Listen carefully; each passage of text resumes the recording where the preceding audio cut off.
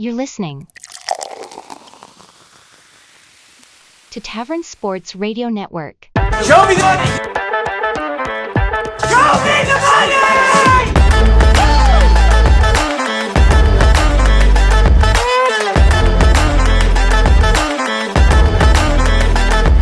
Welcome to the 51st episode of the Show Me the Money podcast, brought to you by Tavern Sports. What is up, boys? How we doing? What's going on, gents? John, welcome back. Fantastic. Thanks, buddy. How the hell are we? Terrible. None of us can hit a lock. That is true. We are terrible. So let's just run down the order. Cole leading the pack at 2-1. Parker. Not a bad day. Not a bad day. Parker 1-1. Myself 1-2. John 1-2. Josh and Tyler both 0 for 3. Yes, sir. Brothers. 0 for Yes, 3. sir. Fighting Oh it my off. I'm just giving y'all a chance, man. It's a long season. I'm just letting y'all get out there a little bit. I I love will the way say- we're doing the season. Tyler may be 0-3, but Sunday he did hit 24 for about 480. 9-legger. That ain't bad. That ain't That bad. ain't bad. Bad. It was So- the last 24 from the casino trip, boys. I hear we have some UFC picks this week. Got a little bit. We got a UFC 306. Let's go. Yeah, Noche UFC at the Sphere in Vegas. They're saying it will be like a pay-per-view like you've never seen before. I don't know what that means, but they're only doing it once. So I guess this is my advertisement for the UFC to pirate the pay-per-view. Or no, wait, buy the pay-per-view. Don't pirate. That's bad. Don't do it. They're cracking Yeah, down. don't do that. So Mexican Independence Day. So we have every fight has a Mexican fighter, except for the main event, funny enough. But because of that, there's a lot of guys that are on this card that you normally wouldn't see on a pay-per-view. I consider myself pretty familiar with UFC roster. There's not a lot of events that I miss, and I'm not familiar with some of these Mexican fighters. So because of that, there's no Tyler. He's the prelim guy. But we're going to skip right over the prelims because I don't really give a shit. I'll be watching, but I don't have any research on these. So we're going to jump right up to the main card. Skipping past match 5. I'm skipping past match 4. I'm going right to match 3. It is Brian Ortega versus Diego Lopez. So this fight was originally scheduled, I want to say, for UFC 303 or 304, one of the two. And Brian Ortega had all these weight issues at the last minute, ended up pulling out. The UFC didn't announce it until like 10 minutes before the main card started. Dan Ige filled in on like 4 hours notice because he just happened to live in Las Vegas. Fought Diego Lopez, took him to a decision. So this is a fight that we've done a breakdown on before, and now we finally get it at UFC 306. I like Diego Lopez in this fight. I have him as a minus 185 favorite. Brian Ortega, he's pretty unorthodox. He has, I call it fuck shit BJJ. And Diego Lopez also happens to have fuck shit BJJ, and his fuck shit is better than Brian's. So for that reason, I like Diego Lopez. He's a killer. I think he's going to come out in round 1. I think he's probably going to get a finish in this one early. No one else cares, so we'll move on to match 2. You don't I like know. it. You don't I know. like it. You don't I know like if we it. have opinions. You gotta ask. I like Well, it. hey, chime in if you have opinions. Otherwise, I'm just continuing with the breakdown here. The other We'll guy. tail with the boy. Fuck you, All John. Do you right, think yeah. Brian Ortega struggles making weight this time as well? I don't think so. I mean, he had an illness last time. He had the flu or something, so he had like a really bad weight cut, and I think the commission actually is what pulled him out. So he's had some time to recover. I think he'll be good to go. But yeah, give me Diego Lopez. Who's he Next fighting again? one. What's that? Who's Brian Diego Ortega. fighting? Brian Ortega. Give me T-City. Ortega. You take Ortega plus Oh, 155. Get submission. the dog. By submission. Oh, shit. By This guy. submission. This guy, dude, putting his nuts on the table, swinging at him with a hammer. Josh, go Oh my look up how many gosh. times he's gotten a submission. Probably all of 0, dude. I Oh, don't Brian fucking know. Ortega's his last fight. He won by submission. Mm. Don't tell him that. And he choked out a Mexican. who he's also Ooh. fighting. Get this, another Mexican. But we'll see. I don't know. I think he's Maybe I'm a goat. He's dude. Brazilian by way of Mexico or Mexico by way of Brazil. I don't fucking know. He's got a Brazilian flag by his name, but he's trains in Mexico. All right, moving on to match 2. Got Alexa Grasso versus Valentina Shevchenko in the co-main. So this one, these 2 ladies were the coaches on The Ultimate Fighter this year. Shevchenko had a really long title reign at women's flyweight. She lost her belt to Alexa Grasso back in 2023 by submission. They rematched last year, and it went to a split draw. So Grasso kept her belt, and there was no winner declared. So this is the 3rd time they're running this one back. I like Shevchenko. She's a plus 120 underdog, but I've also bet her in the first 2 fights and lost.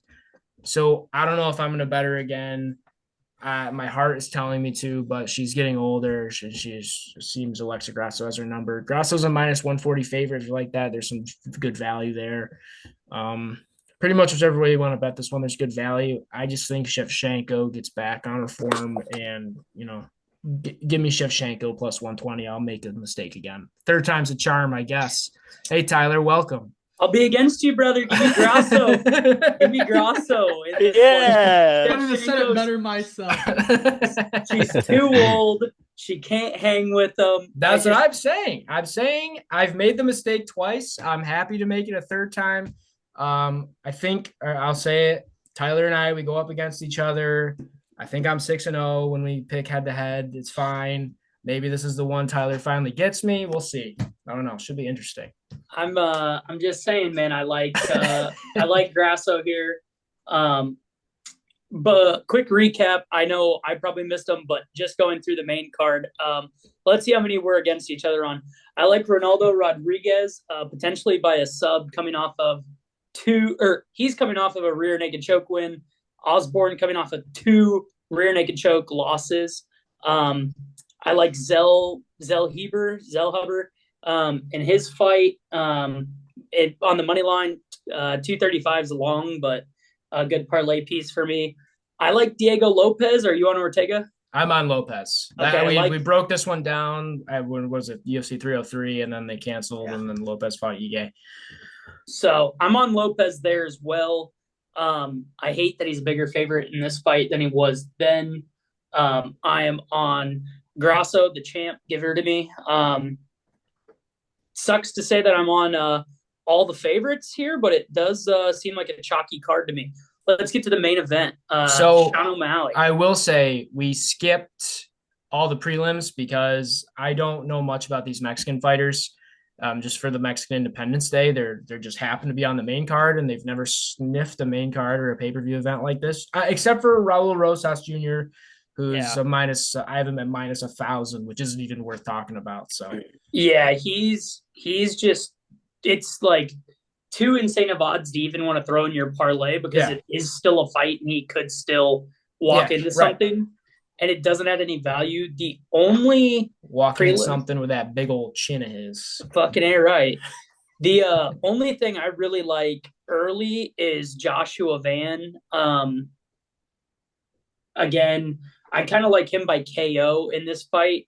But yeah, that's like my only prelim play that I'm looking at. He is a little shorter and has less of a reach, but better grappler, better wrestler. So, yeah, I'm going to take Joshua Van on the prelims. Other than that, I have no picks on prelims. Good, because I jumped right to Brian Ortega versus Diego Lopez, so I'm glad you joined us. Yeah. All right, main event, Sean O'Malley versus Merab Dvalishvili. Tyler, who do you have in this one? Because I have takes. Okay. It's the Sugar Show for me. He's a longer fighter. I like the reach advantage. I like the size advantage.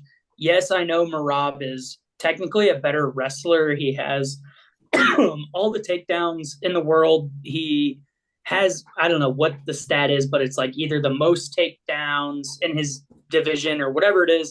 But he has that because he doesn't maintain top control. So I think even if Merab gets Sean O'Malley down, Sean hops back up. Also, every round starts on their feet. So if he can ride it out to the end of the round, the only way I see Sean O'Malley losing this fight is if his ground game is off and Merab is able to smother him for the entirety of the fight. So we've never really seen Sean O'Malley on the ground. I like Sean in this fight as well. I think he wins by knockout early.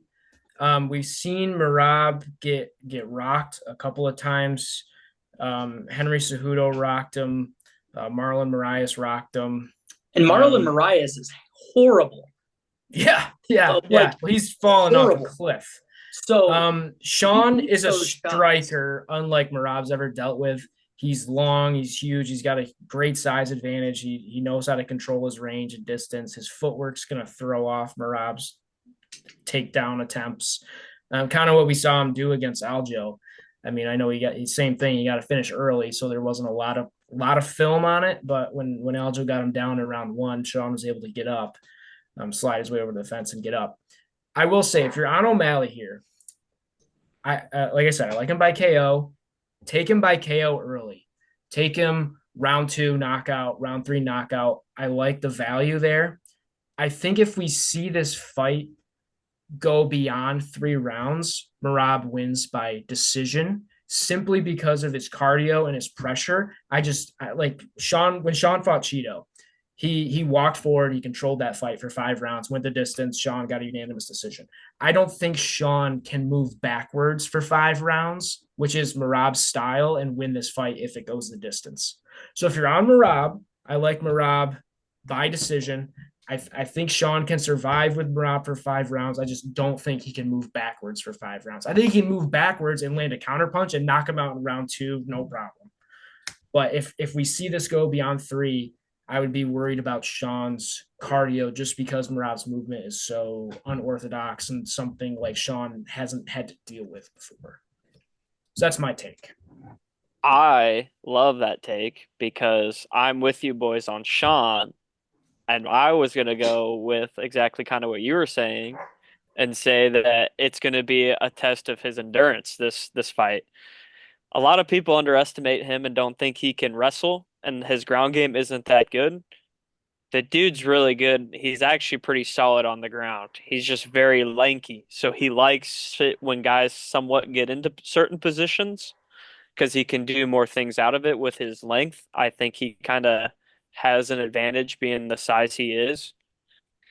I do understand coming from wrestling and watching it that it exerts your body. So yeah, if it goes the distance in the 4 or 5 rounds, I'm hoping Sean's trained hard because he's going to need every bit of endurance he can to withstand these takedowns and being able to throw strikes like he does the entire fight. So I'm with you guys. I like Sean. Sugar show, baby.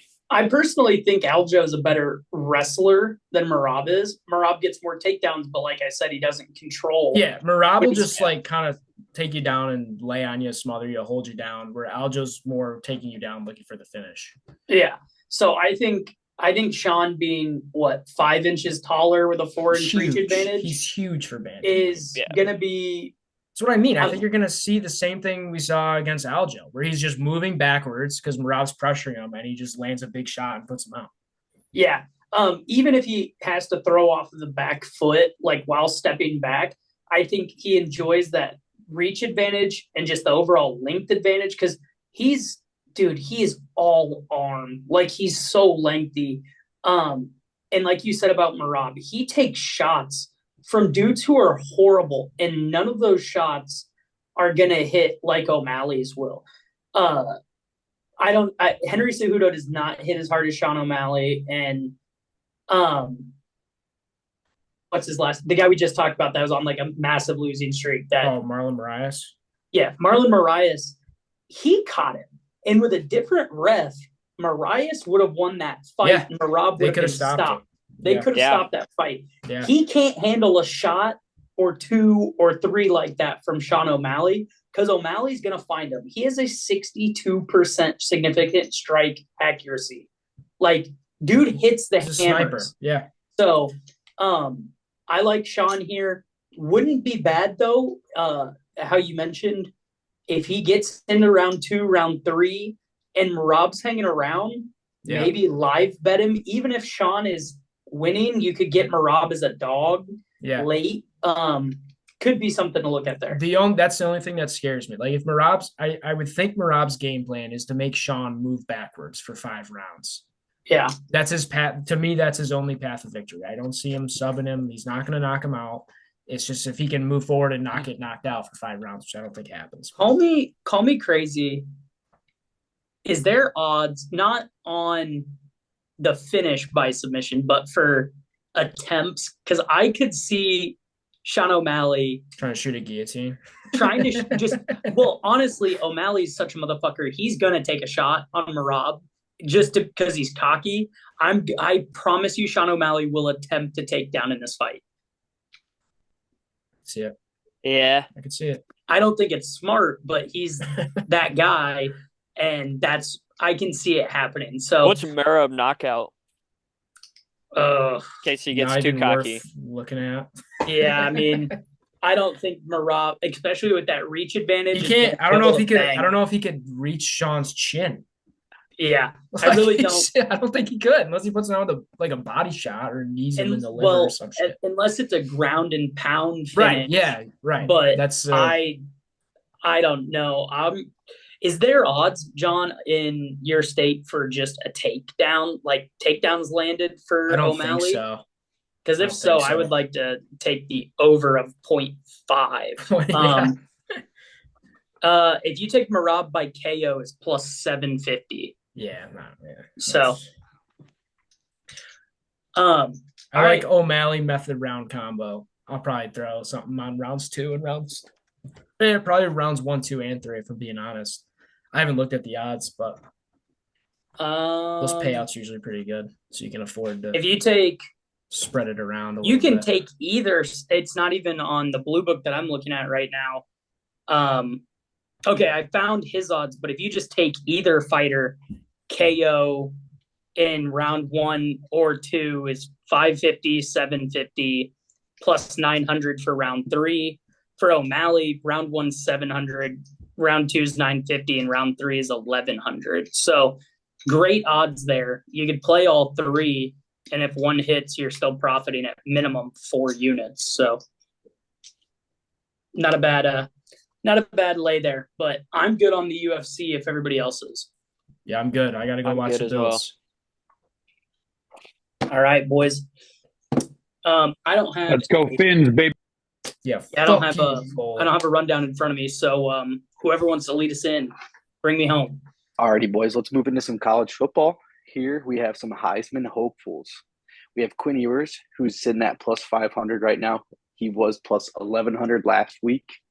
We have Cam Ward, who is sitting at plus 750, and that is down 100 points from last week at plus 850. Carson Beck at plus 850 currently, coming down from plus 900. Jackson Dart at plus 950, moving up from plus 850. I don't even know how to say this guy's name, but I'm going to try it. We got Nico Lamaliva. Is that how Lamaliva. Lamaliva at plus 1,000. And then we got Miller Moss plus 1,800, moving down from plus 2,200. And then Ashton Jonty plus 2K. Any thoughts on Heisman hopefuls right now? Yeah, I think you got to get a Boise ticket State on has a Jonty. bye. Huh? It's bogus. Boise State has a bye. Jonty doesn't get a play this week. You got to get a ticket on Jonty now. Honestly, That's the running back, 100%. right? Yeah, for Boise State. He's going yeah. off. He's a And, dog. like, How many He's touchdowns? got 9 already? touchdowns in 2 games. Yeah. Mhm. He's a dog. 2 games. And notably, Dylan Gabriel's not on this list anymore. I took him off and left Miller Moss on because honestly, I think his odds are not good. They're like plus 1,000 or something like that. Here, give me 1 second. I'll get the odds pulled back up. Yeah, It's just, go for it. dude, Oregon has not looked good. Exactly. That's why I And- took him off. I think Bo Nix has a bigger effect on that than we ever thought he did. But like, I don't know if this Oregon team this year is like, oh, we're the superstars, we're championship favorites, yada yada yada. They better fucking tighten up before Ohio State gets to town because Ohio State could run their shit in their building if they play like they have weeks 1 and 2. Yeah. Well, we're going to talk about them, later on in the broadcast, and they might get punched in the mouth this week. They have to play a real opponent for the first time all year. Boise is a real opponent. I would say Boise is Boise. Yeah, sorry, I forgot. Boise is better than Oregon State. Yeah, in my opinion, anyway. But I personally don't have a Heisman ticket yet. Cam Ward and Jackson Dart are the two that I'm looking at. Quinn Ewers, yeah, but there's still people calling for Arch Manning. So a lot of people in Austin want Arch, mainly because Quinn should have gone to the draft last year. Like, he's old man Quinn right now. He shouldn't be there. He'll be a higher draft stock this year, though. Oh, for sure. Personally, I think you don't want to be a regular. I think Carson Beck's going to be the Heisman this year. I really think Carson Beck's going to win it this year. I really don't think Carson Beck's good at football. Who's going to the Giants? That's who it is. Right? That should be Giants hopefuls. No, Shedeur. Giants hopefuls. The Giants will take Shedeur. That's a hot take. Cole, what do you think? I like Quinn. I think I've liked Quinn last year, but I kind of agree with Tyler is that people are still calling for Arch. So, or if maybe that was Parker. I don't know who was at it, but there's T. Honestly, a ticket on Nico wouldn't be the worst either. The kid is throwing for 1,000,000 yards every week right now. I think haven't really played anybody yet. Nico marinate for a year. I think next year Nico is him and Fafita next year are going to be really good tickets preseason. I think Nico does ball this year, but I want to see him against more opponents. Yeah, he put up points against Iowa in the bowl game last year, but I don't know if our defense was full go. Well, and Miller picking up 400 points this week, I think is notable because I think that USC squad's a lot more competitive than anybody thought they were going to be going into the year, and that's going to help his drafts or his Heisman odds. Yeah, 100%. I don't know if he can ever outdo Quinn or Cam right now, but at plus 1,800, not a horrible sprinkle. Yeah, I don't know. I think him next year will be a really good look as well. I think Miller goes in the draft this year. I don't think they've seen enough of him yet to want to take him, especially early. But I guess I saw him listed as QB3 in a way too early mock draft just earlier this week. If I were Miller Moss, I wouldn't go this year. Just you're not going to be higher up in the draft order. Nah, he'll be another year, I think. We'll see. I mean, the QBs this year don't look to be great. But let's get into it, boys. Let's get into it. First things first, massive news in the college landscape. Boise State, Fresno State, San Diego State, and Colorado State will all be joining the Pac-12 in 2026. So it looks like the Pac-12 is not going to disband after all, and these teams are finally able to join a Power 5 conference. Mainly Boise State. I don't know about the rest of them. I want the Power 4, man. I like the Power 4. I like Power 5. It's new. It's hip. Clean. It's hot right now. Send Boise State to the Big 10. They'll be fine. We're the Big 12 now. Or the Big 14. There's 18 teams in the Big 10. Oh, they were the 20. Yeah. We will be at 20, right? No, there's 18. And we don't have anybody else applied for membership right now. But I saw another list today that had like Memphis as a possibility. Basically the entire Mountain West, or at least the upper echelon of the Mountain West, was all a possibility for them to absorb. They just need to restructure. Yeah. But the media deal's worth too much money. So exactly. I don't think they will. Well, yeah, because they run fucking everything. I hate that the Big 12 has ESPN Plus. It sucks. Oh, Josh Allen has a broken hand. I didn't know that. We knew that. Yeah. Sorry.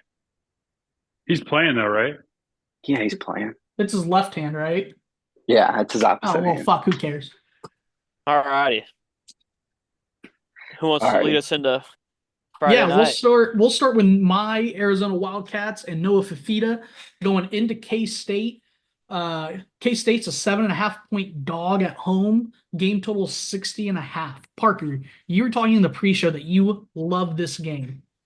I personally think Arizona's a lot better than what's being portrayed out there right now. I mean, I don't know if I'm just not Josh, seeing something. timeout.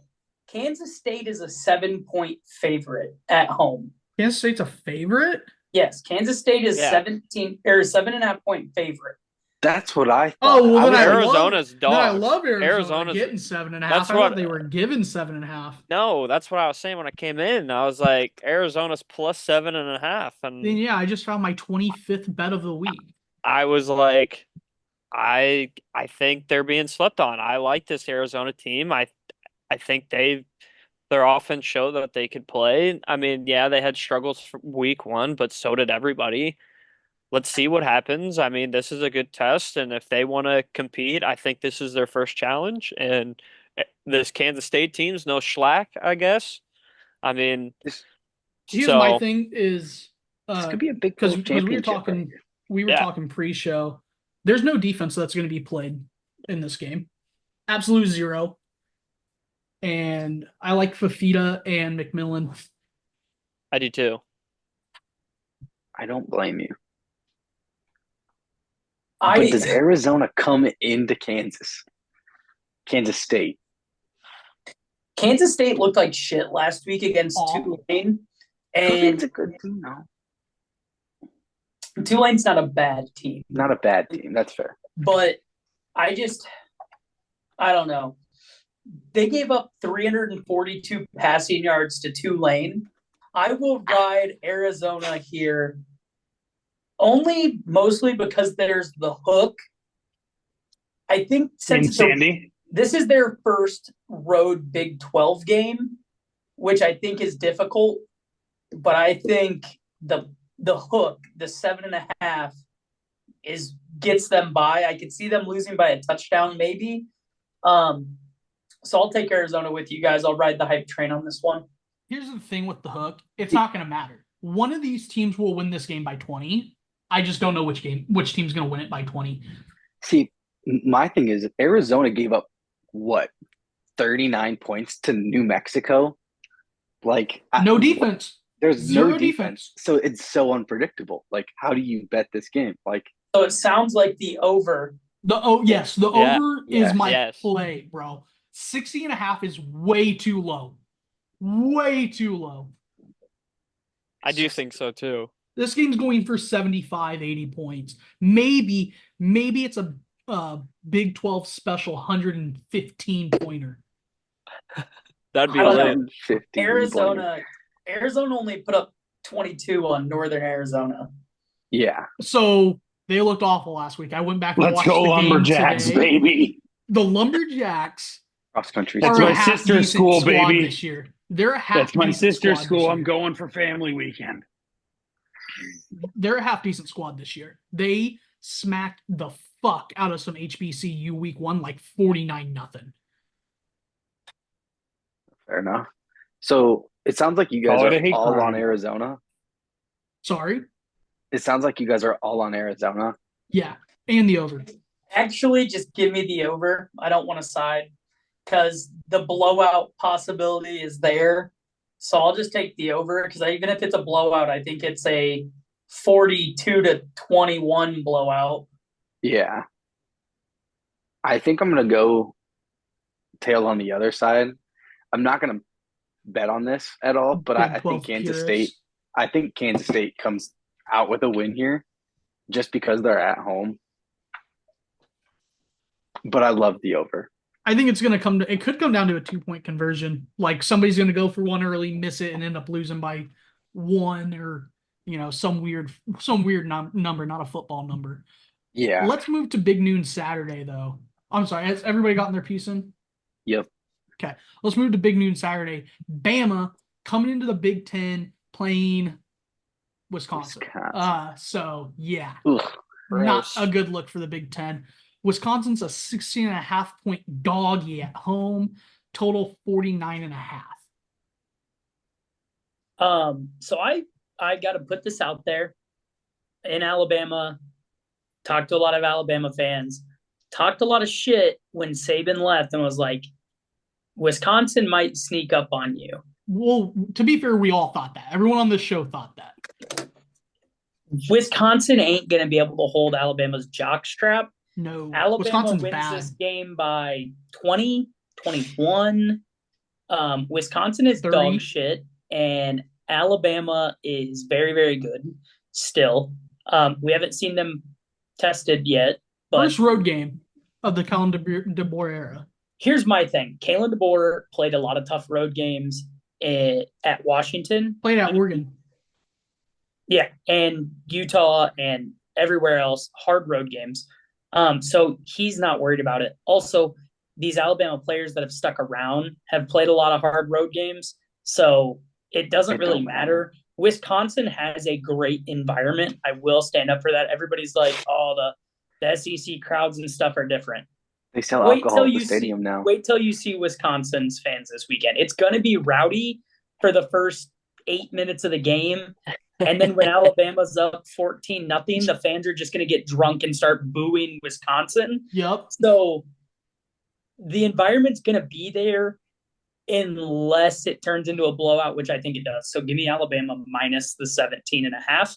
However, I don't know if you guys talked about it before I got on today. College football this year has been real fucking weird. So it has been. I'm telling you, it's going to be. No, Tyler, you got on right at the beginning, basically. You missed maybe 5 minutes. So. If Wisconsin wins this game outright, I necessarily wouldn't be surprised because college football has been fucky this year. But I still think Alabama minus 17.5 or 16.5. And I'll hold that ticket hoping that they lose outright, but I doubt it. So yeah, Tyler, I'm right there with you on Bama minus 16.5. Also, we talked about it pre-show, Ty, before you were here. I like the over in this game if and only if Alabama is starting, where the fuck does his name go? Elijah Pritchett at right tackle. So if you can figure out who's starting at right tackle and it's Elijah Pritchett, take the over. Why you like that guy? They scored. He's better. He's way better than the other kid that they got.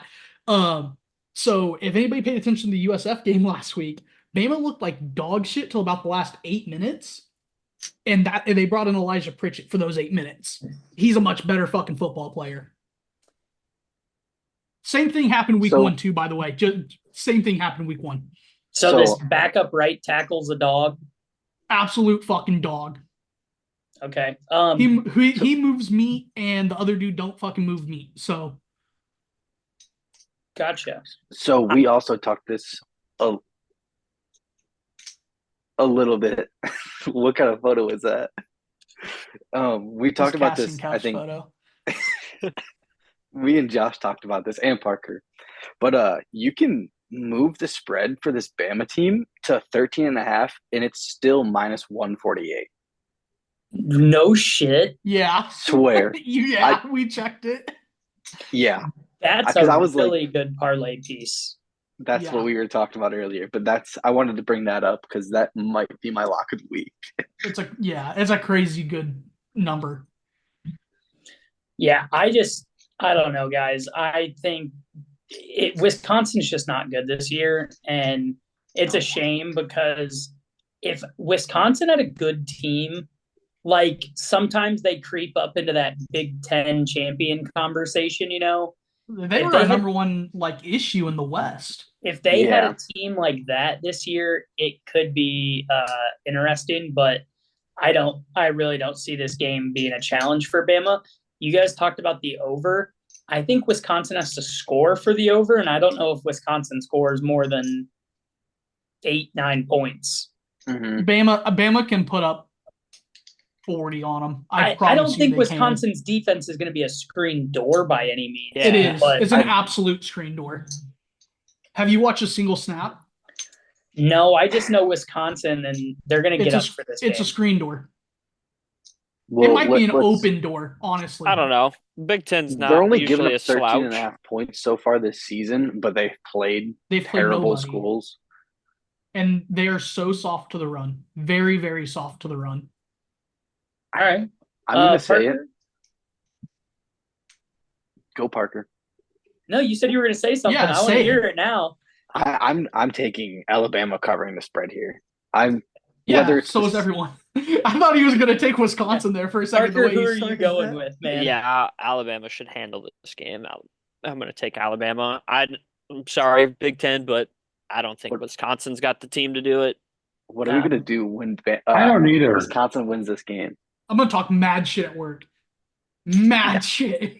Yeah. See, it's not the fact that they're going to win the game. Wisconsin It's the fact that Wisconsin pulls up. And I agree with Tyler when he says Wisconsin shows up for games like this. Yeah, but ever since they hired that guy out of Cincy, it's just I feel like they don't have an identity. Keep Luke Fickle's name out of your fucking mouth. They don't have an identity anymore. They used to be defense. They used to be a defensive team. They used to be good on defense, and now it's just like, who are they? Bama scores 14 on defense, I promise you. Yeah, I don't know. So we're all on Alabama here and hopeful that Wisconsin somehow wins outright. But over. You're going over, okay. I'm not touching the total unless I figure out Elijah Pritchett's starting or not. All right. Let's move to our next one. Memphis at FSU. Florida State is 6.5-point favorites. 0-2. 0-2. And they're at home. The over coming off a bye. Yes. The over under is 48.5. It's an 11 a.m. game. I'm gonna be the first one to start. I'm going with Florida State. No. They're off a bye. Listen, they're off a bye. They had a whole offseason and they lost the first game. Yes. But they're a transfer portal team. They needed time to gel. DJ. They had 8 weeks. DJ sucks.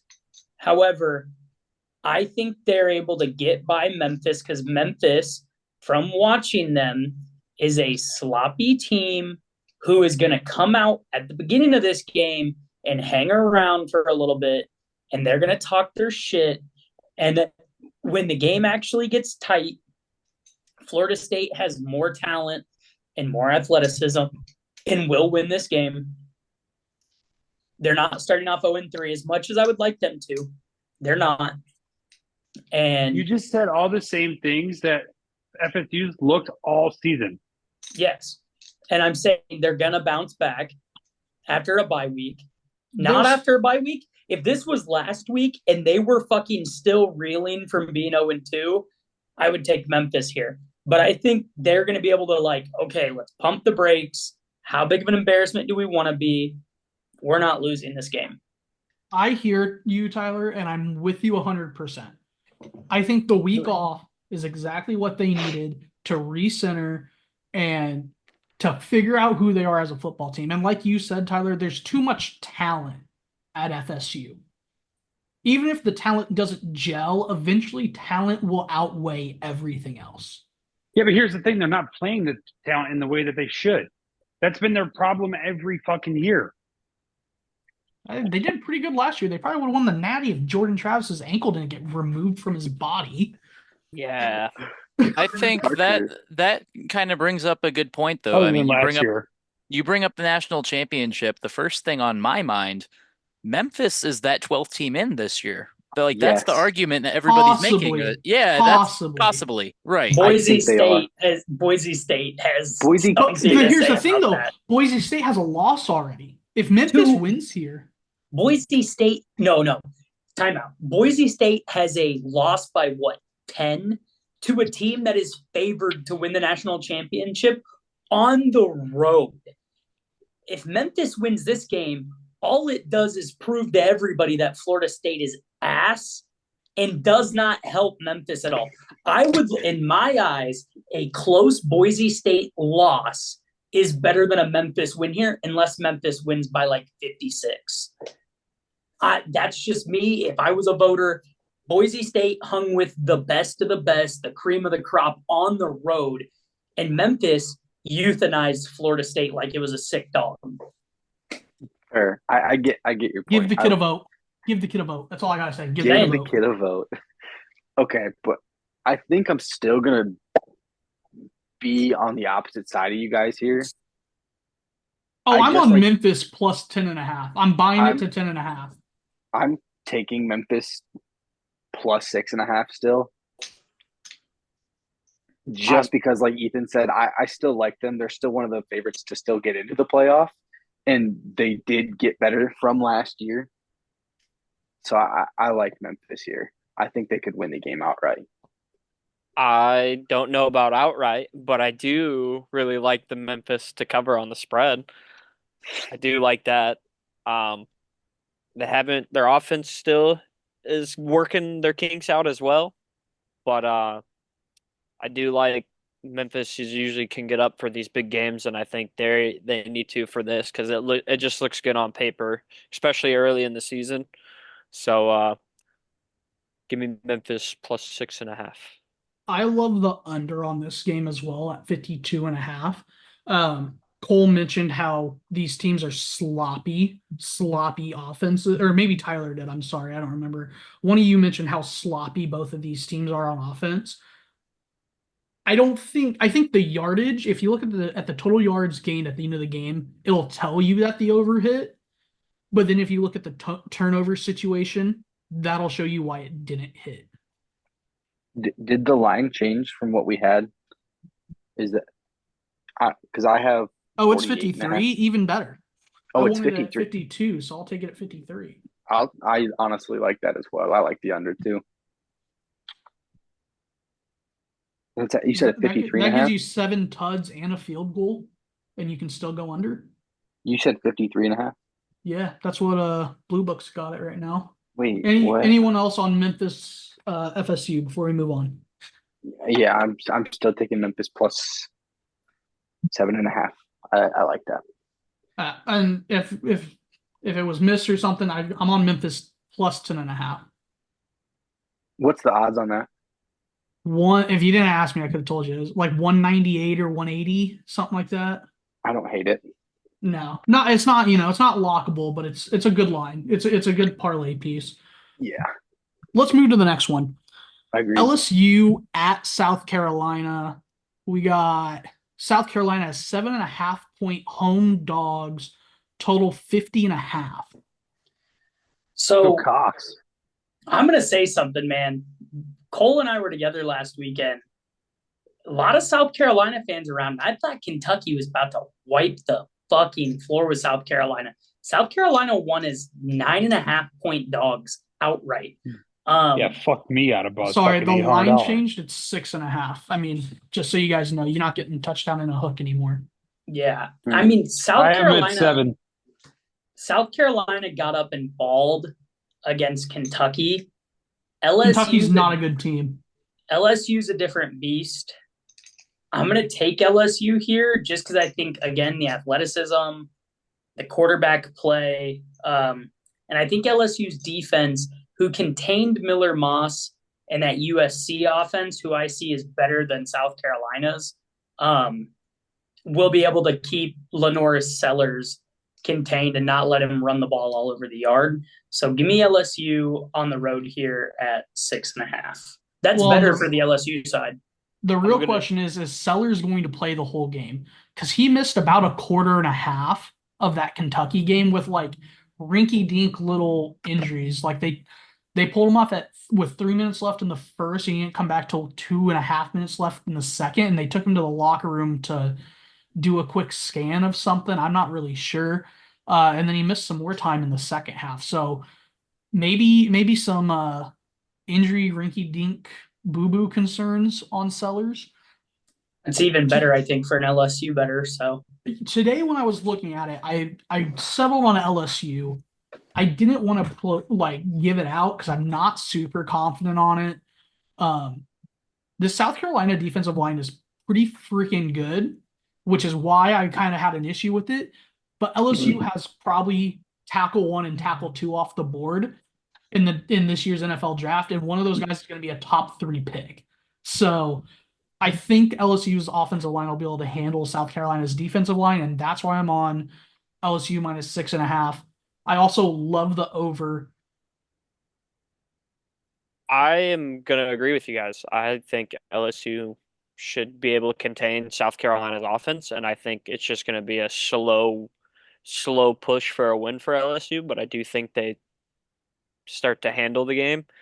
I do like, Tyler, how you are liking South Carolina and as well as Cole, because they have potential. Their defense, they got a couple dogs on defense. If their offense starts clicking, they just seem like a young team. They're like next year, in a couple years, they might be really good. So watch out for South Carolina later this year or something. But as Josh was They're saying, one of their those sneaky defensive teams. what they got some dog on the defensive line who's a freshman that's just kind of terrorizing tackles right now. So be on the lookout for a stud freshman from You're South talking Carolina about, on defense. yeah, I can't remember but he's a freak, dude. He tore up Kentucky last week. Yeah. Go ahead, Cole. Sorry. No, I just said they're one of those sneaky teams. Yeah. For sure. They could look pretty good at the end of the year like they did last year. I mean, they lost Rattler. I'm not a big Spencer Rattler guy, but that's a big blow. Plus Xavier Legette. So they did have a couple notable departures from that South Carolina squad. Clark, what do you got? But I know we haven't gone to you yet. No, yeah, you're good. I honestly like LSU here on the spread. And then I also like the under 48.5. Dukes up. I also like the under. I like that. My reason for the over is they're both passing offenses. And again, like I said, I think LSU's line's going to be able to hold off that South Carolina pass rush. And South Carolina's secondary looks a little shaky. So I think you could see like maybe a 15, 16 point win for LSU this week. And that's what gets you over that 48 number. It's like a 20 to 35 win, something like that. I wish it was at 50.5 still, like we had originally, but it's at 48.5. I love it. I know, that's great for me and my over. Yeah, I like the under at 50.5 when I first had it written down, but I'm still going to take the under at 48.5. I may even buy it a point down to 47 just to get that. Or no, 49 would be 7 touchdowns, right? Yeah. So yeah, I'm under that. Yeah, I love that number then. Alrighty, what do we got next here? Probably contending for frauds of the century, Notre Dame at the spoiler makers, Purdue plus 9.5 point dogs at home. Total for the game's 47.5. Cole, our once almost Boilermaker. What do you think? I know. Fuck this game. I hate it. Because fucking Notre Dame either sucks against Purdue or they're going to win, but Notre Dame sucks regardless. So I have no opinion on this game at all. I think we know Parker and Cole's opinion on this game already. Pass. I'm just going to pass. They don't like it. Yeah. Just going to pass. Here's Parker's issue. Parker hates Notre Dame, but he hates Purdue as well. Because they beat Iowa. But it's not even that. I just don't think Purdue's good enough to beat Notre Dame, and I will never, ever want to say admit it. Notre Dame should win a game. So I'm just going to pass on the game. All right. The problem with it is I fuck with Notre Dame. The problem is I fuck with Notre Dame. You got an idiot right there. There's one of them. That's right. I'm a fucking idiot. Let's see how many of them we have. Here's my thing. I have to be on Notre Dame the rest of the season because I have I have them in a playoff parlay. I literally have to be a Notre Dame fan the rest of the year, bro. I'm still on Purdue. Can't make it in. Yes, they can. An 11-1 Notre Dame team gets in off the media deals alone, bro. There's too much media money. I also have to root for them the rest of the year because of having them in a parlay. However, I would love to see Purdue ruin my parlay and just This is the only one that's okay. But I don't think Purdue can get it done. Thank you. However, I think they might be able to cover. But if Notre Dame doesn't have a fire up their ass from last week, I don't know what to do with them at this point. See, here's my train of thought is I think the books are being nice here. They're giving us a good number, I think. I think the this number number's could amazing. be more. I think the number's so good. I like Notre Dame minus 9.5. Like, this could be a 2-touchdown spread, and they're giving it to us at 9.5 just because they lost to NIU. You're not wrong. I'm 100% with you. Give me Notre Dame. Or Clark, I'm 100% with you on Notre Dame minus the 9.5 here. I bet you if you did a look ahead on this last week, I bet you it was probably a 17-point spread. Notre Dame is now plus 300 to make the playoffs. Damn. Remake the parlay. Remake the worse than Clemson. What's that?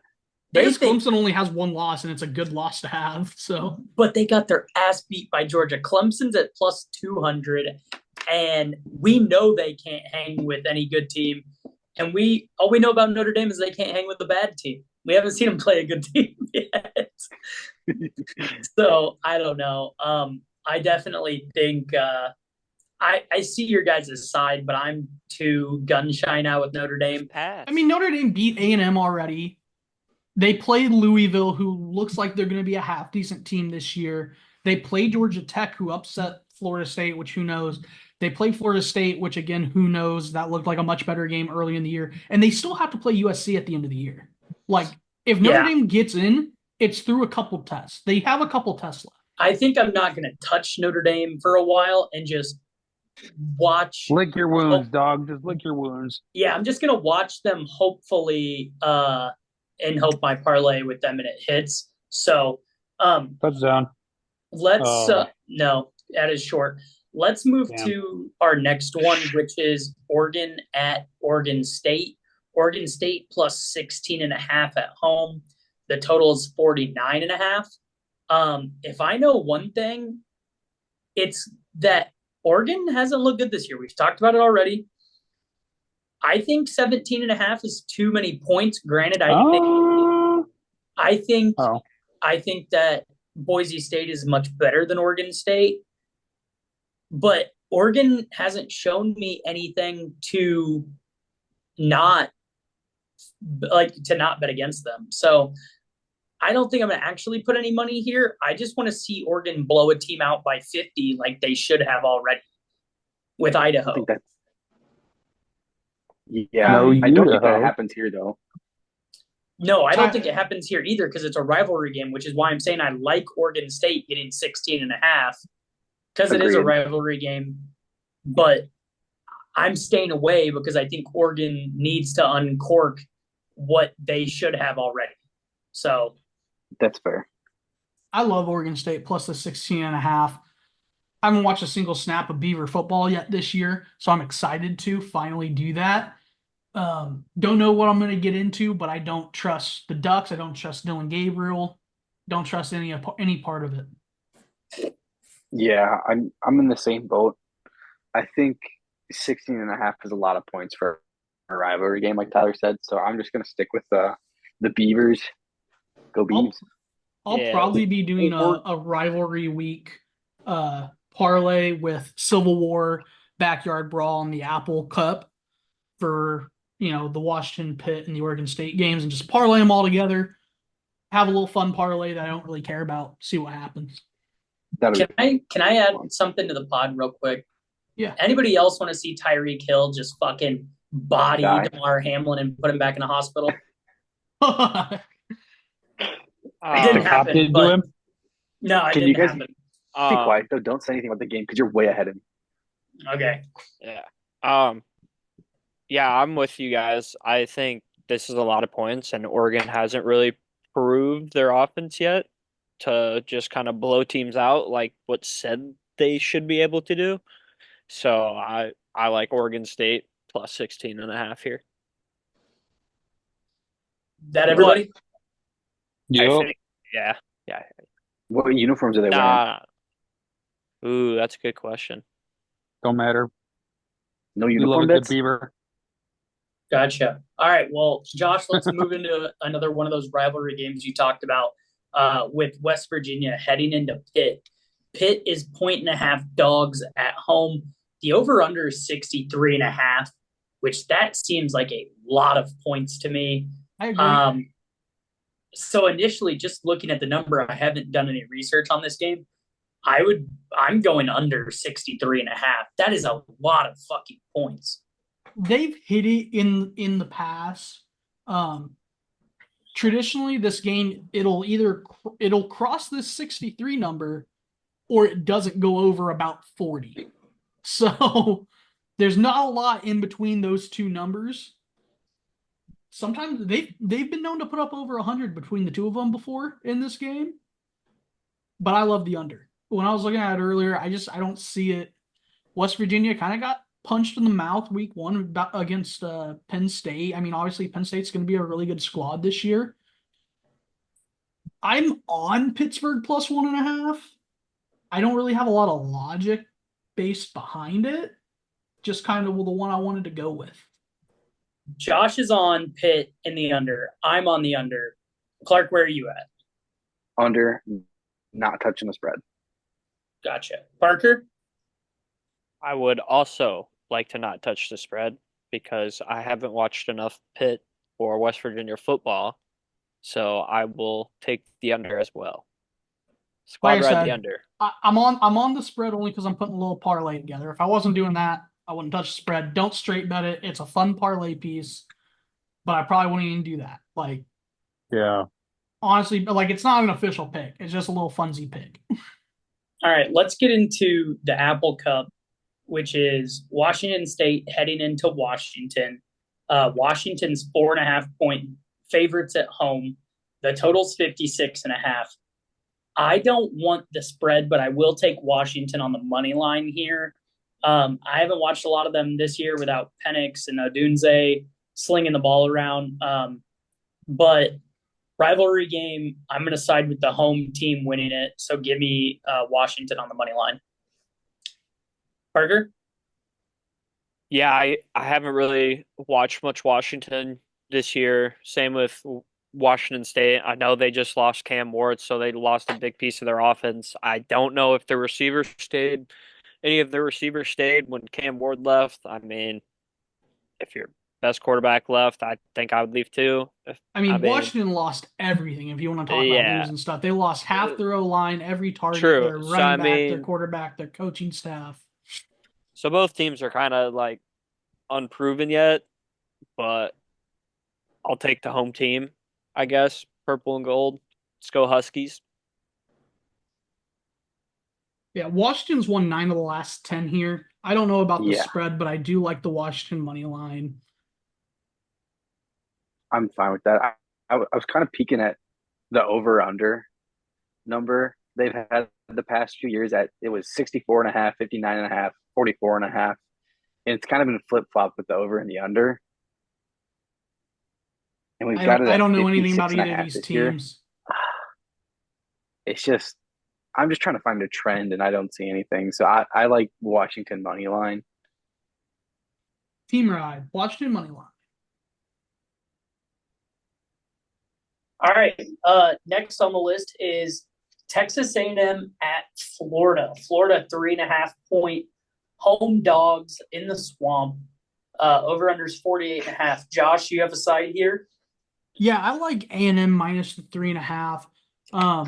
The only thing that kind of scares me is if Texas watched any of that week 1 game for Texas, or if Florida watched any of that week 1 game for Texas A&M, they'll know that they're susceptible to balls going outside of the tackle box. So quick wide receiver screens, pitches to the running back from Florida could be pretty effective here. But the Aggies just got a really solid defense. I think they get there. Clark? I don't know. I kind of like Florida plus 3.5.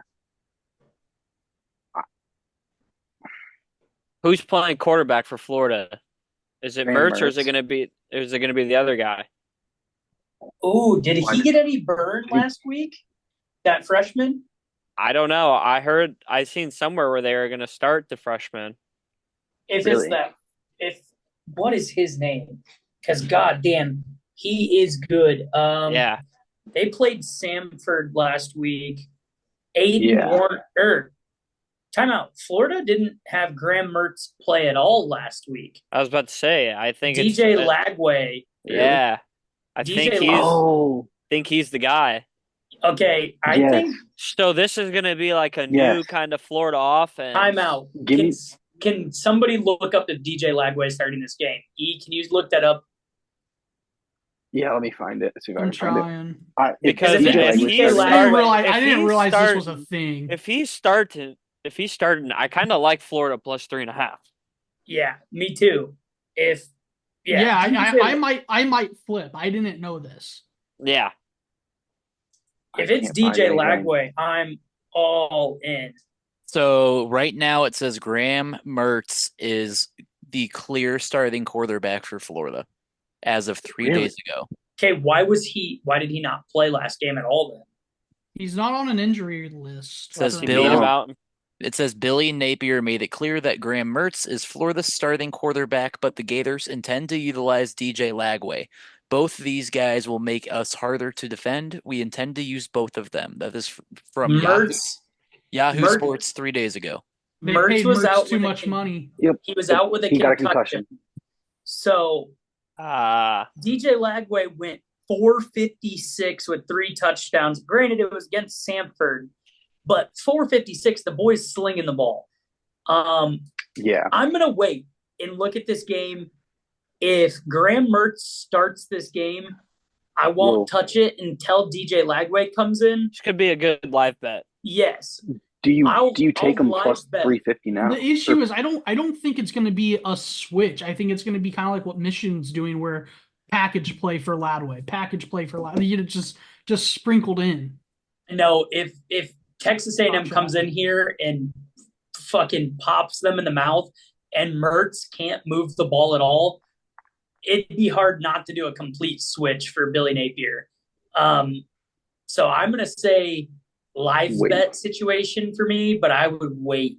And if you want to sprinkle Florida on the money line in hopes that Lagway gets the ball, then I wouldn't hate that. But I'll just stay away and potentially live bet this.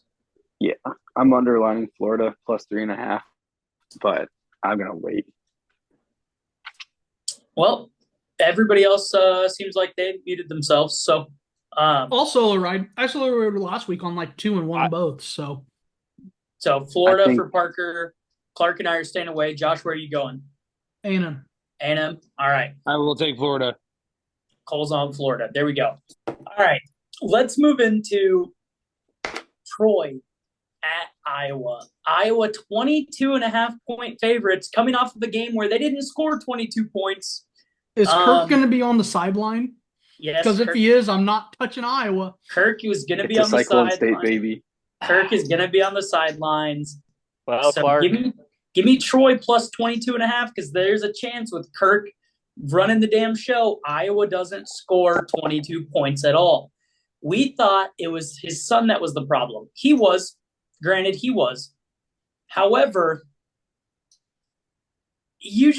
how do you put up 40? Yes, it's a bad team. Troy, too, is a bad team. Troy's bad this year. Troy's not very bad. But Kirk Ferentz is dude, we've had Kirk for my entire lifetime. Give him a statue, name the fucking field after him, and then send him into the sunset. God damn, man. Like, we can't keep doing this shit.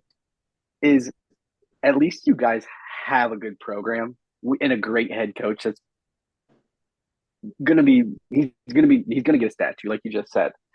Like, look at my shoes. I got Matt Campbell 7 years ago, and we're finally on the rise. But it was bad before that. So I would be happy in your shoes with multiple 10-win seasons and some good bowl games. I get that. But here's the thing is, like, how long can you coach not mediocrity, because it's not mediocre play. Like you said, they win 10 games. But in 2 years, 3 years, when we have to run the gauntlet, Michigan, Ohio State, Penn State, USC, like in a schedule, and we're a 6-win program that scored 100 points the entire season. Like, We gotta do even score 100 points last year. Yes, we did, but like thanks to Nevada. But here's the thing. That was 2 years ago. You can't keep doing this shit and rolling out the same bad offense. Everybody said it was Brian. It's Brian. It's Brian. You hire a new guy. Kirk isn't there to put him on a leash, and he puts up 40 and gets the offense moving. Yes, Cade McNamara is bad. But like, can we get the guy Hill from D2 wherever the fuck he's at? Can we get the fucking guy that transferred in from Northwestern some play? Like, can we see a ball thrown downfield? I don't understand it. So give me Troy plus 22.5, and I would love to see Troy win outright if it led to Kirk getting fired. Wow. I think we sold out to the run super early against them, and we just kind of didn't air it out like they did the first game, and I think that's on Kirk a little bit. Yeah, exactly. You guys didn't manage that game good in the second half at all. No, it was bad.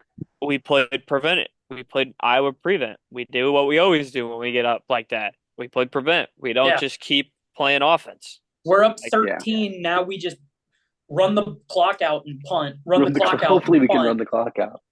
It's so stupid. It's archaic. It's horrible. Agreed.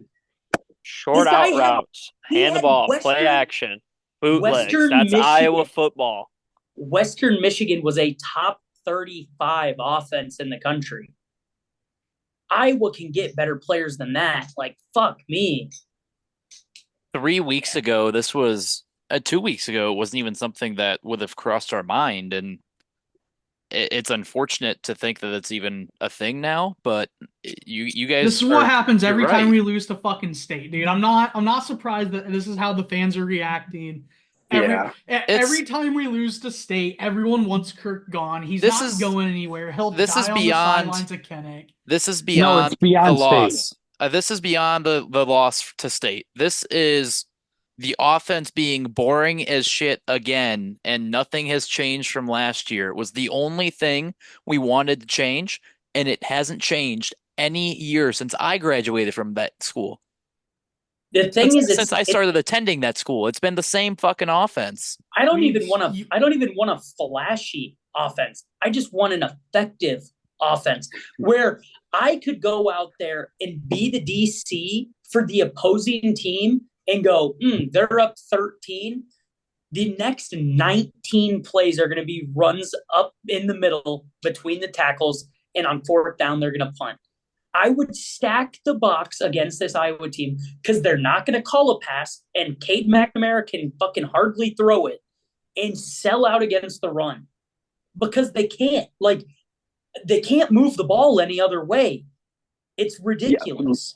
Yeah, literally, all we had to do was cover your tight end the whole game, and you guys couldn't move the ball.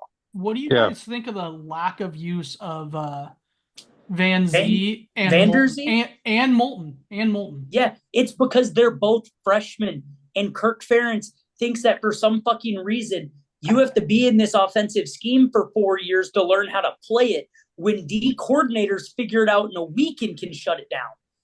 There's some high school playbooks harder in our playbook. Kirk Ferentz is a fucking problem. Do we want to do picks? Yes. No, I like Troy to talk plus 22.5. Troy plus 22.5. Troy money line. The under.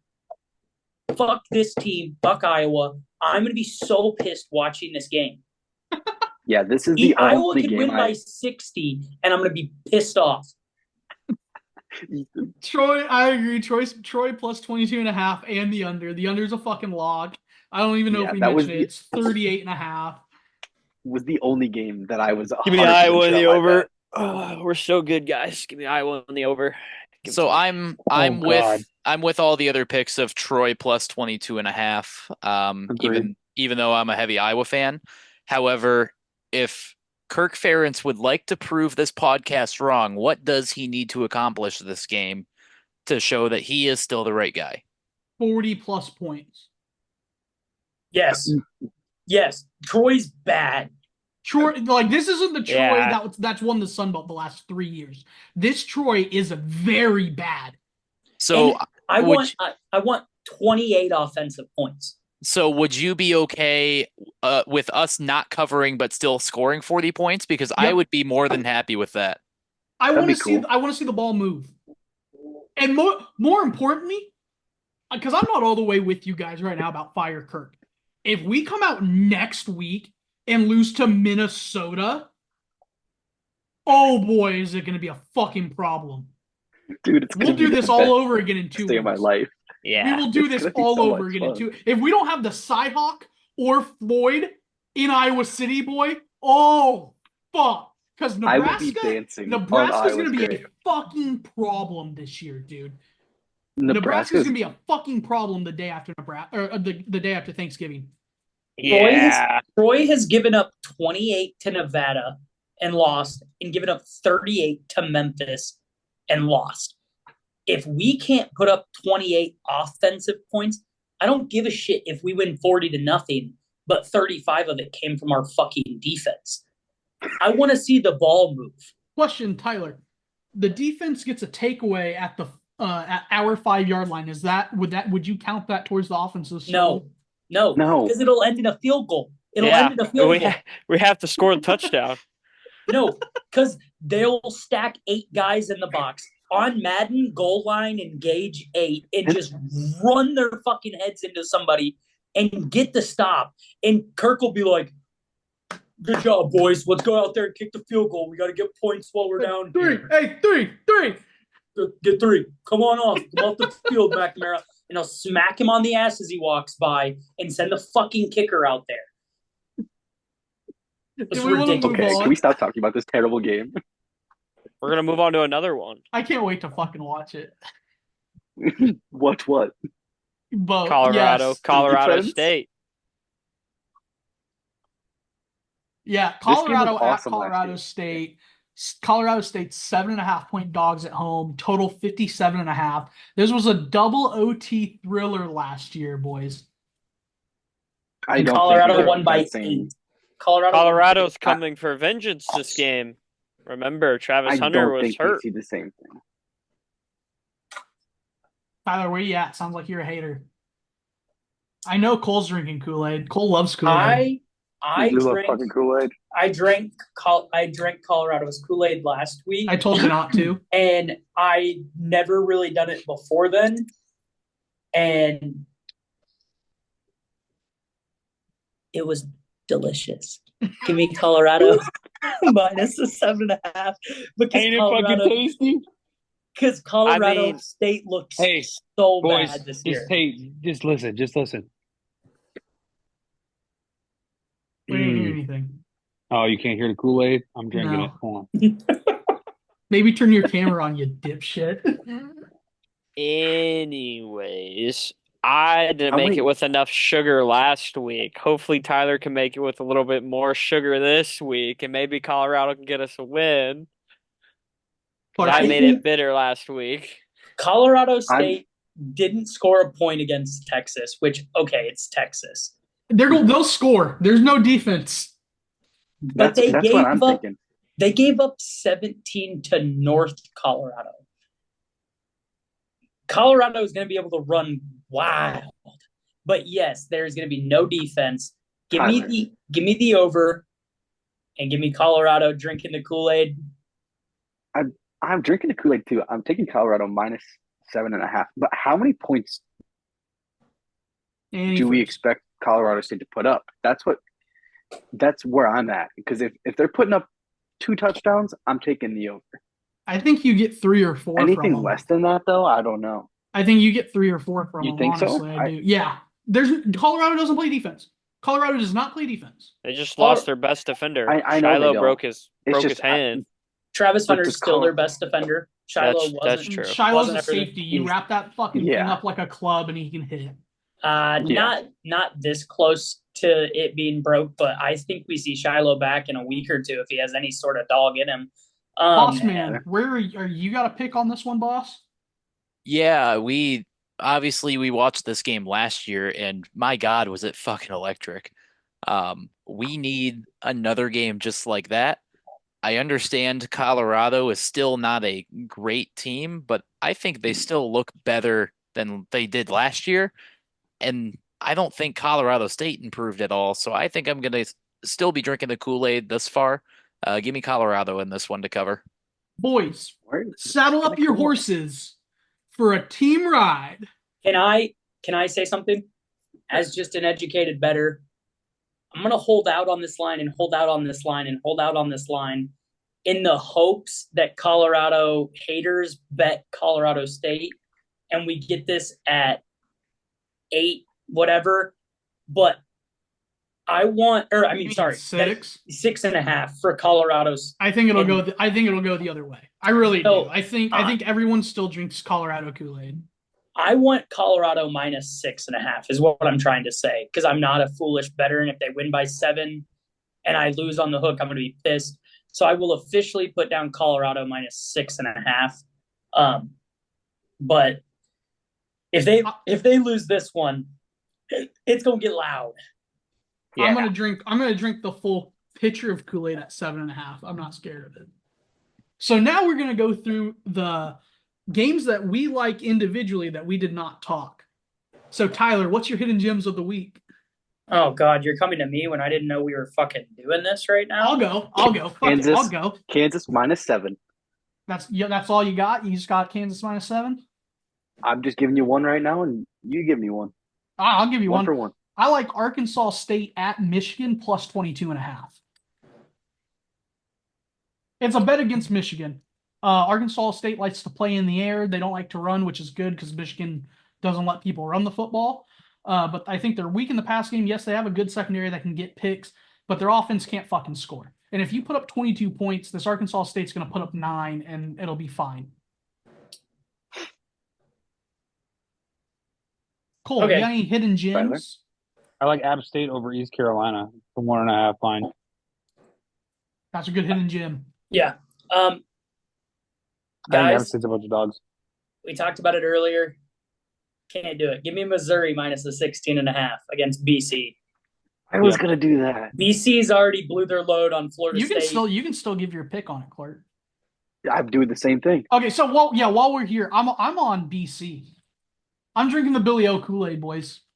I am too, but Missouri's a different beast. Powerhouse. Missouri's a different beast. Okay. Another pick that I like. Well, hang on, Parker. Do you have any hidden gems? I mean, not really. There's Right. too many. I don't want. Well, you look, Clark. We'll go back to Clark. Clark, give us your second one or third, I guess. Give me Big 12 football. Cincinnati sucks. They're losing. Give me Miami of Ohio money line. Money line. It's a 36.5 point line. And They you're have a taking better money? offense. Statistically, better offense and defense this year. So you're laying the 36.5? Stop. It's a Time 3.5 point spread. It's plus 156 on a blue book. Oh, you said Miami of Ohio. I thought you were saying Miami. No, Miami of Ohio. My bad. That's on me. No. I was like, what? I will take Nevada plus 17.5. I like the way them boys are playing this year, and I think Minnesota sucks. So give me Nevada plus 17.5. Also, had dinner with one of their athletic trainers the other week. These boys like to fucking cover the number. Do you think a team doesn't know where the number's at? Sin City, they know where the fucking number's at. All right. Well, technically Reno, but they know where the number's at. Allegedly. Well, I gave you guys Arkansas State. I'm also going to give you Arkansas minus 24.5 at home against UAB. I'm on the Hogs this year, boys. Woo pig. Woo pig suey. Tyler, you got another one? My last and final. Give me Utah minus 18.5 against Spencer Petras-led Utah State. Hell yeah. Yes. I almost did it. Yeah. I did it. I'm not taking it. I almost did. I also love out of the SEC Ole Miss minus 22.5 against Wake Forest. And I also love the over in that game of 63.5. Okay. I'm going to take KJ Jefferson in the UCF Knights minus 2 against TCU.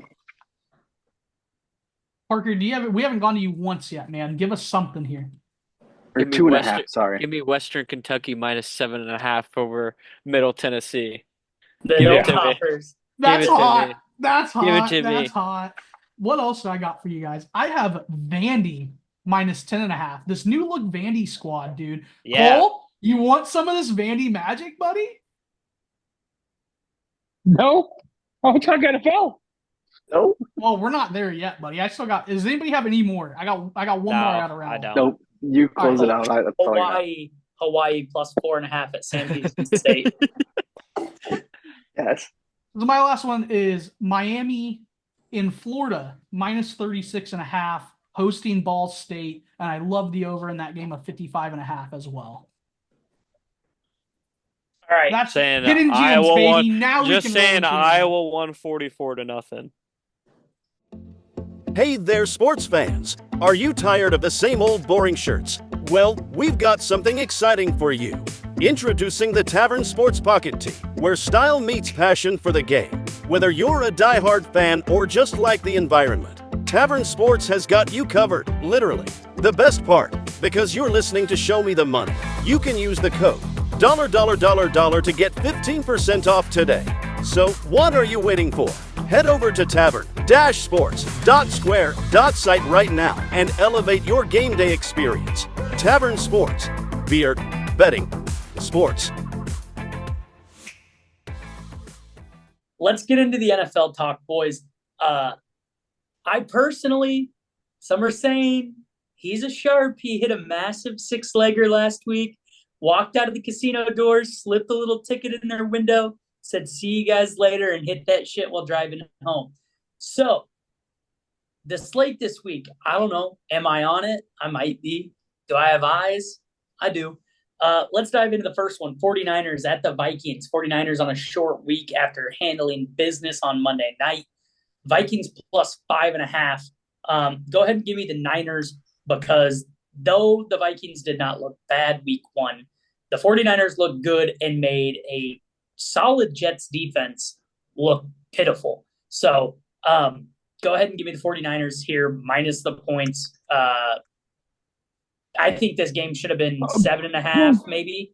So I think it's 5.5 because it's a road game on a short week. I would argue it's 5.5 because of what the Vikings did last week. I think this should be, you said 7.5. I think 9.5. I think this line is crazy. I mean, if you can't figure out from what I just said, I'm on Niners minus the 5.5 all day. Yeah, there's no reason why it should be this low. I mean, it's crazy to see that, like, they can have the best running back go out and just have somebody replace him and have the same kind of production. I mean, they're just in a something powerhouse fantasy points, just a freak. Yeah. I mean, granted, the Vikings beat the Giants, so like, who fucking cares? Barely. Yeah. No, they won 28-6. Oh yeah, they kind not of barely, yeah. But yeah, Niners minus 5.5 here by 2 field goals. Their kicker just made fucking 6 of them. So, and he was on my bench. I think 3 of them were from 50 plus. So yeah. So give me Jake Moody and the boys. It ain't even Brock's team anymore. It's Moody's team. Whoa. It's Moody's team. He put up all your fucking points. It's Moody's team. True. He put up more points than the rest of your fucking offense did. It's not my offense. Well, I'm just saying, you're Brock's. Anyway, so it sounds like we're all on 49ers minus the 5.5. Anybody touching the total? I don't like touching totals. I don't like NFL totals. No, NFL I don't totals either. I'm telling you, I don't like betting NFL because I lost 2 by half a fucking point last week. So let's go into an interesting one. It's the Colts at Lambeau with the Packers. Packers 3-point dogs at home. Jordan Love is out for 4 to 6. Malik Willis, boys, they traded for him. They have to have some sort of faith in him. People are saying you got to get Ryan Tannehill off this Monday or this Thursday night football cast and get him up in Lambeau. But I don't know what the Packers see in Willis. They saw something because they didn't just pick him up off waivers. They traded for him. However, to me, it's not enough time in the playbook. for him to come out there and be effective. So I'm going to go ahead and just sit this one out because I am a Anthony Richardson not truther. Really? I'm not a hater on AR, but I'm not a believer in AR. They did look good against the Texans, but that's a division game. So I'm just going to stay away from this one. I'm going to argue that they did not look good against the Texans. A-Rich went 9 for 19 for 212. 180 of those yards came on 3 plays. He had 2 passing touchdowns. Both of those came on 2 of those 3 plays. Alec Pierce had 3 receptions for 125 yards. 2 of those and 120 of those yards came on 2 plays. They were feast or famining against the Texans. I don't have a pick on this game because I don't know what Malik Willis is going to do, but AR is not good. These Colts got real fluky to keep this game close against the Texans last week. It should not have been that close. I disagree. Like, I get that there was like a bunch of boom plays for the Colts. I'm still high on Anthony Richardson, so I'm still going to tail him. I think he's better than Malik Willis, and they'll win the game. 2.5. Parker? Yeah, I'm gonna stay away from it. I do kind of like the Colts here. I think this is gonna be AR's kind of. I mean, he only played 5 games, so he's still kind of new. So I mean, he's still gonna kind of ball out. I think till people get more film on him. But I mean, I think this Packers defense is gonna be kind of this first step, kind of for the Colts team to see where they're at in their offense and if they're gonna be here. I mean, the Packers aren't like the best defense, but they have a respectable defense. So I think if the Colts want to win, they really gotta play well, I guess. I mean, I guess that's all you can do. I don't see the Colts being able to blow the top off of a Jair Alexander led secondary. Xavier McKinney, sir, he leads that secondary now. Okay. And here you go. If you want a hot prop, Xavier McKinney 1+ interception. See, I was gonna go with just the basic Anthony Richardson to throw a pick prop. That's so free. So sounds like a couple of us are staying away, but Clark's on the Colts. Parker, I lean Colts. I do lean Colts, but I'm not putting money on it. I don't even have Colts. I don't even have a lean here. So Cole, who are you with? I also like Colts. I think AR. I agree. I think it was Josh who said AR is going to have a big game. Nope. No, it was Parker said that. Josh. Oh, Parker, sorry. Let's move on. Rams at the Cardinals. Cardinals 1.5-point favorites at home. Total Clark, I'm sorry. 47.5. Fuck your Cardinals, bro. The Rams lost 4 of their 5 starting offensive linemen last week. It don't matter. We don't have a D line. No, I want to talk about it. What the fuck are they doing with Marvin Harrison? Why are we not throwing the ball? Brazil Douglas locked him up. Did you not watch the game? game? It doesn't matter. No. Why wouldn't anybody watch that fucking game? I mean, I'm a Cardinals fan, so I watched the game. Brazil Douglas locked him up. He is the number 1 receiver to come out of the draft. It should not have mattered. Well, so Brazil Douglas is on him. He was double teamed the entire game, basically. You know what? I've actually never heard of that guy. Brazil Douglas, he was the slot in Green Bay for years, I thought. If he was there for years, it shouldn't have been a problem to a 22-year-old. But no, they treated him like he was a wide receiver 1, like a stud wide receiver 1. He is a stud wide receiver 1. They treated him like he was prime DeAndre Hopkins the entire game. And that's why he got shut out.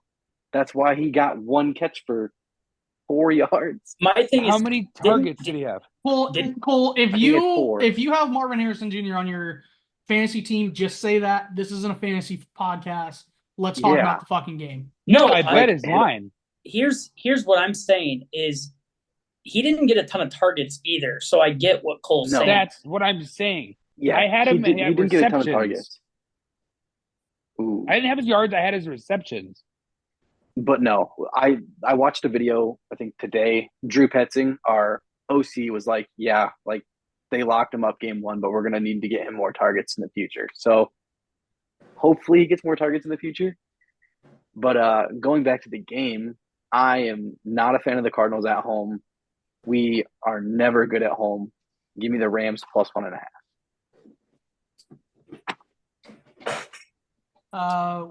Puka went out for the Rams as well. I mean, the Rams are banged up. Rams are real Even banged up. they're better than our squad, dude. Yeah, I'm not touching it, man. I don't. The line don't make no sense to me, so I won't be touching it.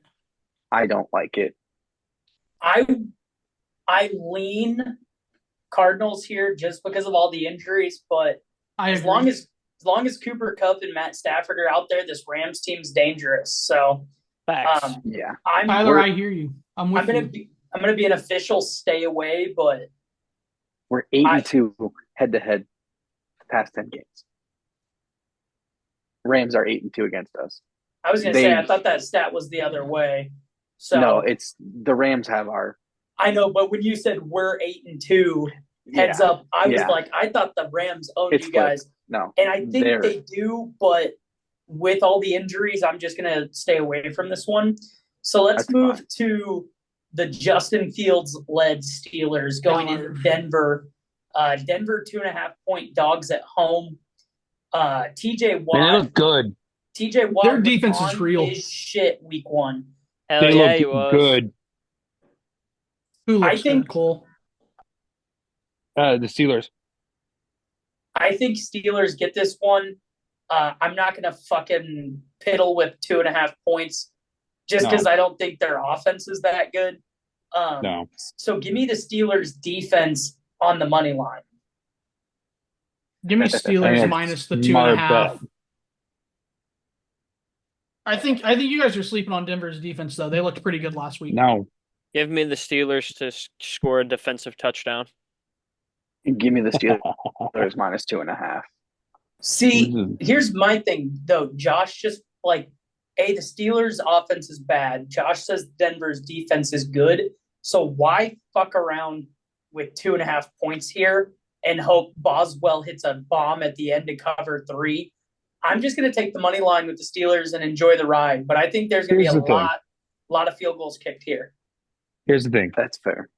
Under.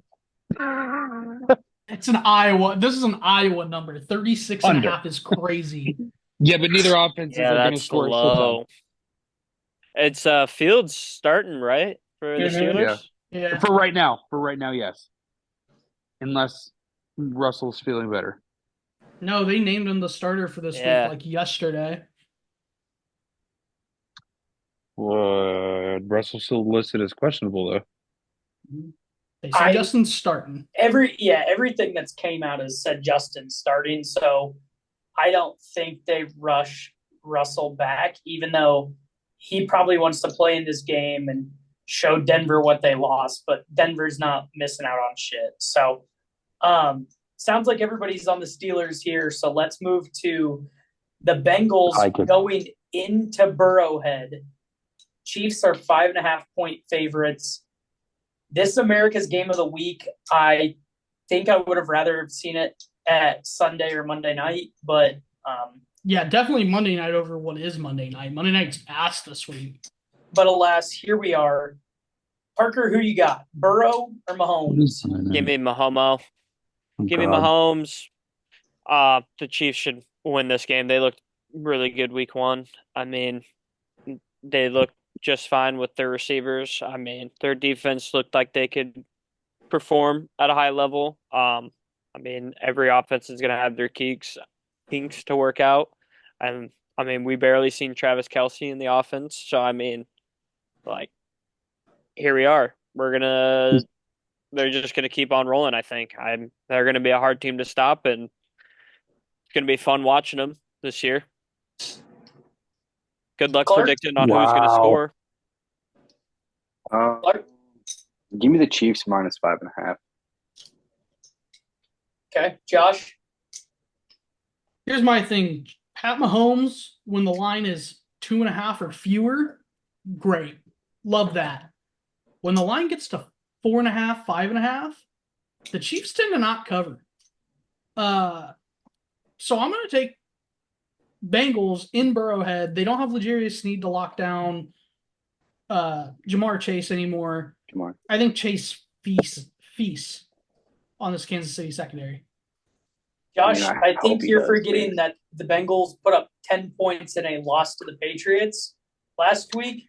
And for that reason alone, and the fact that the Bengals always start slow, give me the Chiefs. I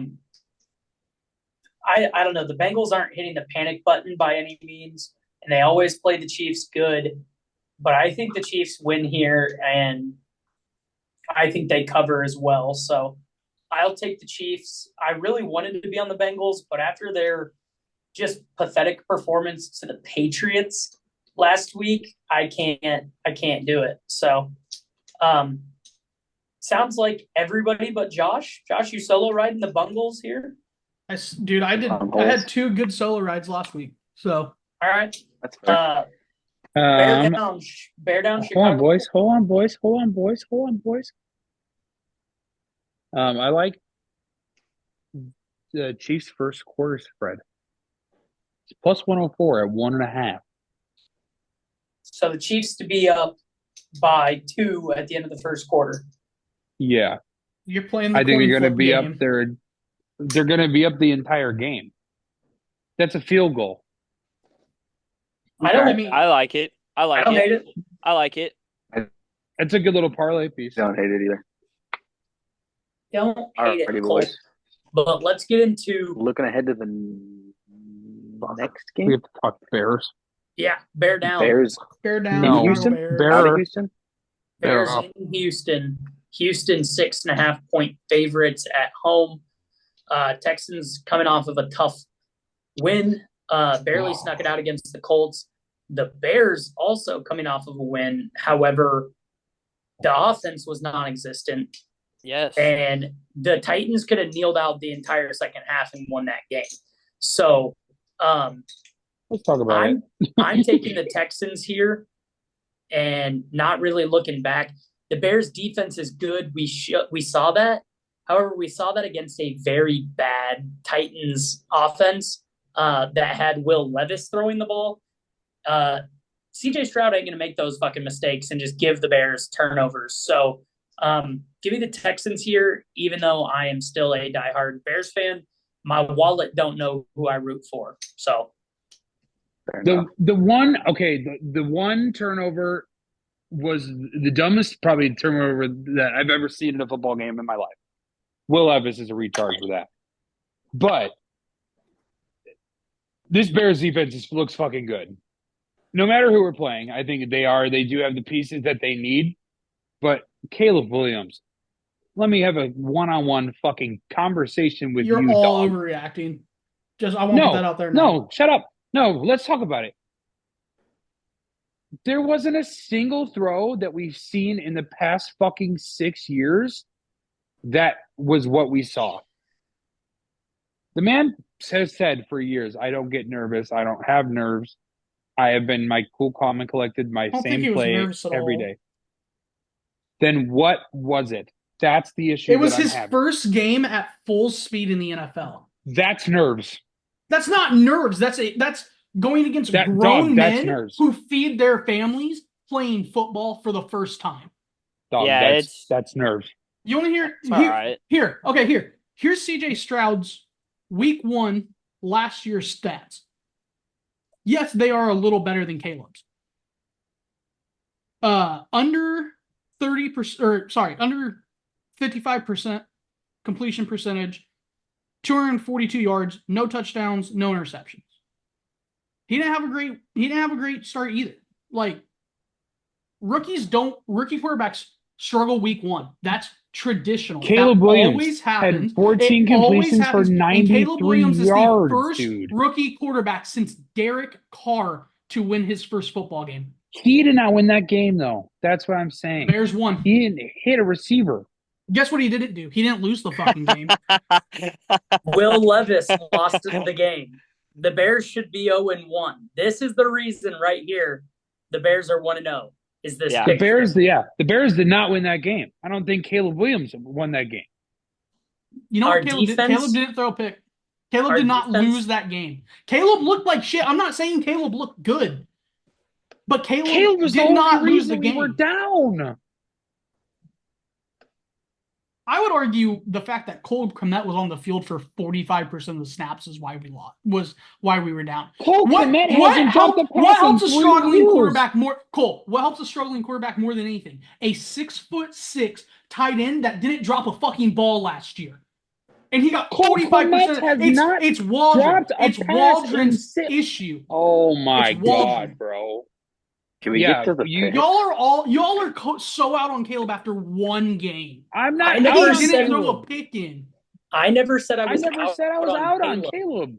But our offense has too many issues to fix in 1 week going up against a very good Texans defense. I'm not saying we're gonna win. But you guys are out here just trashing Caleb. Yeah, that's what we do. We trash our quarterbacks. As the number 1 overall pick, who says he's going to be the first quarterback to throw for 4,000 yards, he goes 14 for 29 for 93 yards. Also, he took a very immature sack for a lot of yards. Wow, he's a rookie quarterback. He took a bad sack. That's crazy. Josh. Judge, time out. It's not about that. Take a Ritalin. We're not saying it's the fact he talks so much here that now he's going to have the critics doing what we're doing. You know what Caleb didn't do? He didn't throw a pick. He didn't fumble. He didn't turn the ball over. Because he couldn't hit anybody. We're not saying the ball was either in the ground or fucking 20 feet over everybody. We all hope he does good. I was the first one to say that he put every ball over people's heads. I was the first one that said that. But it's his first game as a rookie, and you guys want to crucify him. Yeah. Yeah, we're Bears fans. As a number one pick, as a number 1 pick, as a Bears fan who's seen 9,000 quarterbacks. Peyton Manning, his rookie year, set a record for interception. He set he's an not interception Manning, record. His QBR was a 23.5, and he had a 55.7 rating. He played bad. That is a simple. That's what we're saying. No, you're crucifying him. You can say we're just reading the stats. Crucifying him. Okay, dude, I'm going with the Texans minus 6.5 here. Their Texans money line in almost every parlay I have. I would like for the Bears to crush my dreams. Caleb Williams and the Bears offense will not win this game for them, and CJ Stroud is too good to give the turnovers to the Bears defense to allow them to win the game. Texans. Agreed. Can we shout out Torrey Taylor for a crazy good game? He shouldn't have had to have a game. The guy did spread. The guy did exactly what he used to do at Iowa, and I bet he felt right at home. Yeah. Give me Caleb Williams. Oh, go ahead. Sorry, Clarky. I'm not touching spread. I'm not touching money line, but I can guarantee the under hits in this game. Yeah. I'm on Texans minus 6.5. Just because I'm defending the quarterback doesn't mean I don't agree with you guys. But I don't think we should crucify the kid. Give me whatever Caleb's fucking passing yards are under. Prove me wrong. I would love to be proved wrong. Thank you. Now, let's move to Monday Night Football. This is a terrible game. Who lost to TJ Watt and TJ Watt alone against the Eagles. Eagles at home minus 6.5. The Eagles coming off of a fucking long trip back from Brazil where Saquon Barkley was prime Saquon Barkley, and they beat the Packers. You can't say it was the Jordan Loveless Packers because he played all but the last 8 seconds. Eagles minus 6.5. There's never been a better pick. The Steelers defense is good is really good. The Eagles defense is right there with them, and they got a lot of dudes on the D-line who are going to be trying to feast here. Give me the Eagles minus the 6.5. Also a game where 47.5 is too much unless the Eagles put up 35 of it themselves. Go ahead. Eagles 6.5 under. Cole, where you at? Give me the Eagles all day, number one. I will bring it back to that Eagles Packers game. As much as I hate to say it, it does suck to see Jordan Love go down because I am starting to respect his game a lot. Because he is actually a decent quarterback. He'll be back soon. So T's and P's to him. But give me a Saquon touchdown. I don't care when it is. Just give me it any time because that is looking like it's going to be there all day. Add it to a parlay. Throw a fucking fortune legger together. That's a piece. I would assume. Let's save a little time. I would assume we're all on the Eagles -6.5 here. Yeah. I mean, I get they had the long flight. They are on a Slow 10-day start. turnaround, though. They're on a 10-day turnaround. It's not like it's a short week or anything. So This episode of Show Me the Money is brought to you by Tavern Sports, your place to get fun sports content, sportsbook lines and parlays, and of course food reviews with Big E's Ballpark Bites. You can follow Tavern Sports on Instagram at Tavern Sports 2023, TikTok at Tavern.Sports, and Twitter at Tavern Sports 23.